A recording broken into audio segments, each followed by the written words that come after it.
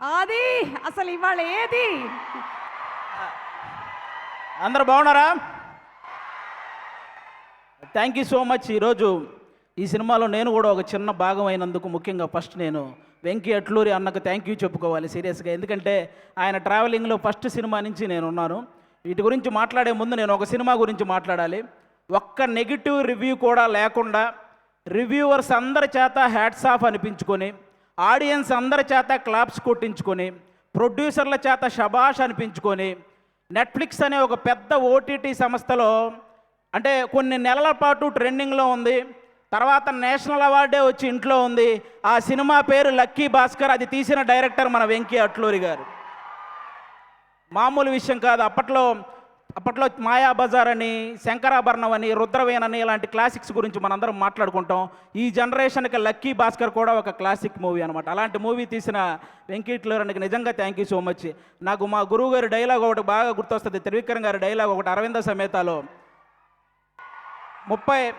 ప్రతి 30 సంవత్సరాలకి బ్రతుకు తాలూకు ఆలోచన మారుతూ ఉంటుంది.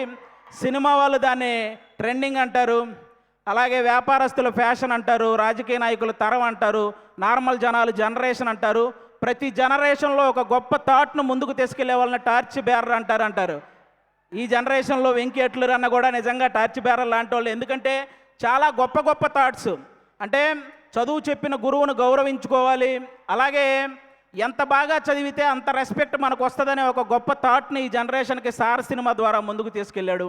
అలాగే వేగంగా, ఎక్కువ వేగంతో నడిపే బండి అయినా, వేగంగా వచ్చే రూపాయి అయినా ఏదో ఒక రోజు మనల్ని కింద పడేస్తుంది అని అత్యాశకు పోకుండా ఉన్న దాంట్లోనే ఎంత సంతోషంగా ఉండొచ్చు అనే గొప్ప కాన్సెప్ట్ని, ఆ థాట్ని మళ్ళీ లక్కీ భాస్కర్ సినిమా ద్వారా ముందుకు తీసుకెళ్ళాడు. ఈరోజు ఈ విశ్వనాథ్ అండ్ సన్స్లో సూర్య గారితో అంటే ఒక ఫ్యామిలీ సబ్జెక్ట్, అంటే మార్నింగ్ షో, ఫ్యాన్స్ షోకి కూడా ఫ్యామిలీతో సహా వెళ్ళొచ్చు అనే ఒక మంచి సినిమా ఈ థాట్తో ఈసారి ముందుకు రాబోతున్నాడు. అలాంటి వెంకీ అన్నకి అంటే అప్పట్లో మనకి సినిమా పోస్టర్ల మీద హీరో గన్ను పట్టుకుంటేనో, కత్తి పట్టుకుంటేనో, గొడ్డలు పట్టుకుంటేనో రికార్డులు కొల్లగొట్టిన పోస్టర్లు మనం చాలా చూసుంటాం. కానీ హీరో సింపుల్గా ఇన్సర్ట్ చేసుకొని జేబులో పెన్ను పెట్టుకున్న రికార్డులు తిరగరాయొచ్చు అని, అలాగే హీరో షేర్ మార్కెట్ గురించి చెప్పినా 100 కోట్లు షేర్ కొట్టొచ్చని, ఈరోజు హీరో ఒక చేతిలో పిల్లాన్ని పట్టుకొని ఆడించినా కూడా రికార్డులతో ఆడుకోవచ్చని చెప్పిన డైరెక్టర్ మన వెంకీ అట్లూరి అన్న. సితారా ఎంటర్టైన్మెంట్స్లో లక్కీ భాస్కర్ సినిమాకి ముందు, లక్కీ భాస్కర్ సినిమాకి తర్వాత అనేలాగా ఆ ప్రొడక్షన్ హౌస్ ఈరోజు ఉంది అంటే దానికి వన్ ఆఫ్ ద రీజన్. అలాగే తొలి ప్రేమ సినిమా హిట్ అయినప్పుడు దాని తర్వాత మిస్టర్ మజ్ను కానీ, లేకపోతే రంగ్ దే కానీ ఇలాంటి సినిమాలు వస్తున్నప్పుడు వెంకీ అట్లూరి అనే డైరెక్టర్కి ప్రేమ, పెళ్ళి సబ్జెక్టులు తప్ప ఏమీ తెలియదు అని అన్న వాళ్ళకి అప్పుడు తీసాడు అసలైన ఆయుధాలు బయటికి. ఇక అప్పటి నుంచి అంటే ఒక స్థాయిలో ఆయన కొంచెం డిసప్పాయింట్మెంట్గా ఉన్నప్పుడు మన నాగవంశీ అన్న ఆయనతో నిలబడ్డాడు. ఈరోజు ప్రతి సినిమా విషయంలో నాగవంశీ అన్నని ఇంకో స్థాయిలో నిలబెడుతున్నాడు. అలాంటి సినిమాలు తీస్తున్నాడు. నాకు ఇంటి దగ్గర 2 అన్నయ్యలు ఉన్నారు, కానీ టీవీ పరంగా అభి అనే ఒక అన్నని, సినిమా పరంగా వెంకీ అట్లూరి అని అన్నని ఇచ్చినందుకు దేవుడికి థ్యాంక్స్ చెప్పుకుంటున్నాను. నిజంగా థ్యాంక్ యూ సో మచ్ అన్న, థ్యాంక్ యూ.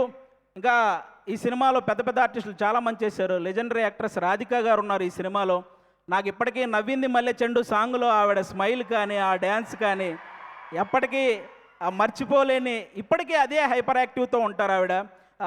కాబట్టి ఆవిడకి థ్యాంక్ యూ సో మచ్ అండి. అలాగే ఒకప్పుడు 2 వ్యక్తులు ఇళ్ళ దగ్గర కార్లు అదే పనిగా ఆగుండేవి. అది ఒకటి రామారావు గారి ఇంటి దగ్గర, అలాగే ఒక జనరేషన్లో కోదండరామిరెడ్డి గారి ఇంటి దగ్గర కార్లు అలాగే ఆగేవి. ఎందుకంటే ఆయనేమో చూడడం కోసం, ఈయన డేట్ల కోసం. అంత సక్సెస్ఫుల్ డైరెక్టర్ కోదండరామిరెడ్డి గారి పెద్ద అబ్బాయి కూడా ఇక్కడ ఉన్నారు, సునీల్ గారు. ఈ సినిమాలో వన్ ఆఫ్ ద రోల్ చేశారు. ఆయన కూడా చాలా సపోర్ట్ చేశారు ఈ సినిమాలో. ఆయనతో పాటు నేను యాక్ట్ చేస్తున్నప్పుడు ఆయనకు కూడా థ్యాంక్ యూ సో మచ్.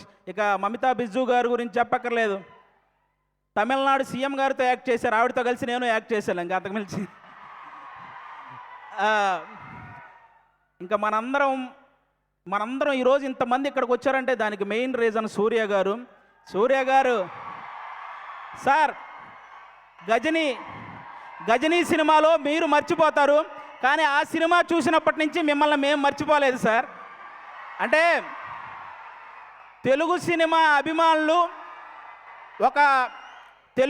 అభిమానులు తనకిష్టమైన ఒక తెలుగు హీరోని చూసినప్పుడు ఒక చిన్న ఎమోషన్కి గురవ్వటం అది కామన్. కానీ చాలామంది తెలుగు సినిమా అభిమానులు సూర్య గారిని చూసినప్పుడు కూడా అంతే ఎమోషన్కి గురవుతారు. ఎందుకంటే తెలుగు సినిమా మీద ఆయన వేసిన ఇంపాక్ట్ అలాంటిదన్నమాట. సార్, నా ఆల్ టైమ్ ఫేవరెట్ మూవీ మీది జై భీమ్ సార్. జై భీమ్ సినిమాలో మీరు పేపర్ చదువుతూ కాలు మీద కాలేసుకొని కూర్చొని పేపర్ చదువుతుంటే పక్కన ఒక చిన్న పాప కూడా ఆ పేపర్ తీసుకుంటే మీరు జస్ట్ అలా హెడ్ నాడ్ చేసి ఆ పాపను కూడా కాలు మీద కాలేసుకొని కూర్చోమంటారు. అది ఒక డైరెక్టర్ సీన్ రాసినట్టు ఉండదు సార్, మీ వ్యక్తిత్వమే స్క్రీన్ మీద కనపడుతున్నట్టు ఉంటుంది. అది ఆ విషయంలో అందుకే అలాంటి వ్యక్తి కాబట్టి ఈరోజు ఎంతోమంది పేద విద్యార్థుల్ని ఇంజనీర్లుగా డాక్టర్లుగా తీర్చిదిద్దారు మన సూర్య గారు. ప్రపంచానికి వెలుగునిచ్చేది ఆ సూర్య భగవానుడైతే ఎంతోమంది పేదవాళ్ళ జీవితాల్లో వెలుగునిచ్చింది ఈ సూర్య భగవానుడు. కాబట్టి ఖచ్చితంగా మీరందరూ ఆ విషయంలో క్లాప్స్ కొట్టాలి. ఎందుకంటే తమిళనాడులో మన సూర్య గారు ఒక ట్రస్ట్ పెట్టారు, దానికి చిరంజీవి గారే ఇన్స్పిరేషన్ అని ఆయన చెప్పారు. కానీ పిల్లల ఎడ్యుకేషన్ విషయంలో చిరంజీవి గారికి కూడా సూర్య గారే ఇన్స్పిరేషన్ అని స్వయంగా ఆయనే చెప్పారు. కాబట్టి అది నిజంగా చాలా చాలా చాలా గొప్ప విషయం. ఒక కుటుంబాన్ని బాగా చూసుకోవడంలో కానీ, భార్యని ప్రేమించడంలో కానీ, వ్యక్తిత్వంలో కానీ, టాలెంట్ ఉండి చదువుకోవడానికి శక్తి లేని వాళ్ళకి సహాయం చేయడంలో కానీ, బాడీని సరిగ్గా మెయింటైన్ చేయడంలో కానీ, బాక్స్ ఆఫీస్ దగ్గర సరైన లెక్కలు సరిచేయడంలో కానీ ఆయన్ని బీట్ చేసే వాళ్ళు ఎవరైనా ఉంటే వాళ్ళకి లైఫ్ టైం సెటిల్మెంట్ రా. Thank you so much. ఈ సినిమా సూపర్ సక్సెస్ చేయాలని నేను మనస్ఫూర్తిగా కోరుకుంటున్నాను. మా వెంకీ అట్లూరి అన్నకి ఈ సక్సెస్లు ఇలాగే వస్తూ ఉండాలని, అలాగే సితారా ఎంటర్టైన్మెంట్స్లో నేను కూడా ఎక్కువ సినిమాలు చేశాను, అది నాకు కూడా ఒక హోమ్ ప్రొడక్షన్ లాగా. ఆ ప్రొడక్షన్లో కూడా సక్సెస్లు ఇలాగే మొన్న లెనిన్తో ఎలాగైతే సక్సెస్ వచ్చిందో ఈ సినిమా కూడా అంతే బ్లాక్ బాస్టర్ అవ్వాలని మనస్ఫూర్తిగా కోరుకుంటున్నాను. 6 గంటలు స్టే చేయటం ఎంత కష్టమో ఆ స్టేజ్ మీద 3 గంటలు ఎంటర్టైన్ చేయడం కూడా చాలా కష్టం. సుమగారికి కూడా థ్యాంక్ యూ